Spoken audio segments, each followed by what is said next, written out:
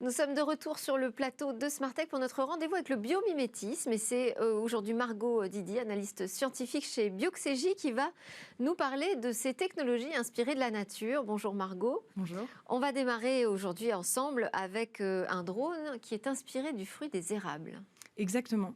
Donc en fait, c'est assez commun dans le biomimétisme qu'on s'intéresse finalement à la nature pour créer des drones bio-inspirés.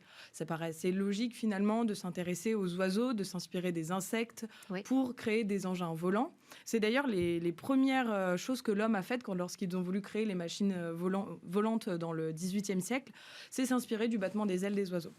À l'époque, ça n'a pas très bien fonctionné, mais à l'heure actuelle, c'est vrai qu'il y a beaucoup de technologies bio-inspirées qui s'inspirent du vol des oiseaux, typiquement l'albatros par exemple, qui plane pendant plusieurs centaines de kilomètres en économisant de l'énergie, ou le vol des oiseaux prédateurs qui volent très vite et qui contrôlent très finement leur direction et leur vitesse aussi.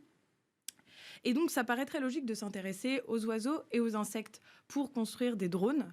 Et ça paraît un petit peu moins intuitif de s'intéresser aux végétaux. Et pourtant, c'est quand même une source d'inspiration qui est très importante dans le domaine du biomimétisme. Et aujourd'hui, on va s'intéresser effectivement aux fruits de l'érable. Donc, les érables, pour remettre un peu de contexte, donc les grands arbres que tout le monde connaît finalement. Et en fait, les érables, ce sont des végétaux, ça tout le monde le sait. Et ils profitent en fait du vent pour disperser leurs graines.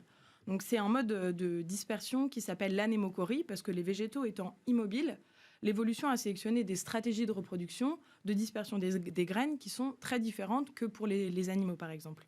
Et donc on imagine bien que si la graine d'un érable tombe juste à son tronc, lorsque le végétal qui en est issu va se développer, il va rentrer en compétition directe avec l'arbre parent. Et donc, l'évolution a sélectionné des modes de dispersion qui permettent d'éloigner les graines de l'arbre parent pour maximiser les chances d'implantation du nouveau végétal. Et donc, l'érable a des fruits qu'on appelle les samars. Les samars de l'érable. Alors, le nom ne parle peut-être pas comme ça quand on le dit, le nom scientifique, mais finalement, tout le monde connaît. On l'appelle familièrement les hélicoptères.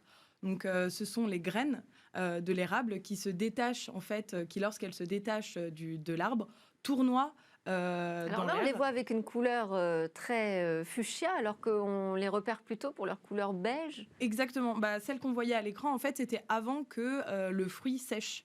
Donc, ça va être encore à l'état de fleur. On voit d'ailleurs que c'est des 10 samars pour l'érable, où donc l'hélicoptère est en deux parties. Il y a la graine, qui est la partie un petit peu bombée, et puis l'aile, qui est une membrane fibreuse, et sa forme permet en fait de ralentir la chute de la graine de l'érable et permet donc d'être dispersée de plus loin par le vent. Elles peuvent parcourir parfois des centaines de kilomètres depuis leur arbre. Et donc, ce sont des chercheurs du Queensland, de l'université de Queensland en Australie, qui en 2015 ont mis au point un capteur bio-inspiré, un ralentisseur de chute bio-inspiré. Et donc, en fait, ce qui se passe, c'est donc on a un capteur comme on le voit à l'écran. Le capteur sur lequel est greffée en fait une membrane qui reproduit la forme du fruit de l'érable, donc la forme de la samare, et sur la forme de l'aile est reproduit un circuit électronique. Et en fait, le capteur va être aérolargué, donc dispersé sur de grandes zones pour lesquelles on veut appliquer donc, de la surveillance, etc. Par exemple pour la détection de feux d'incendie. Et donc, on va larguer ces capteurs, ces drones passifs, et ils vont tomber très doucement au sol, de manière à ne pas endommager le capteur lors de la chute.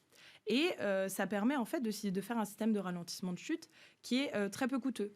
Parce qu'on connaît tous les parachutes, mais ce système-là est beaucoup plus complexe à mettre en place.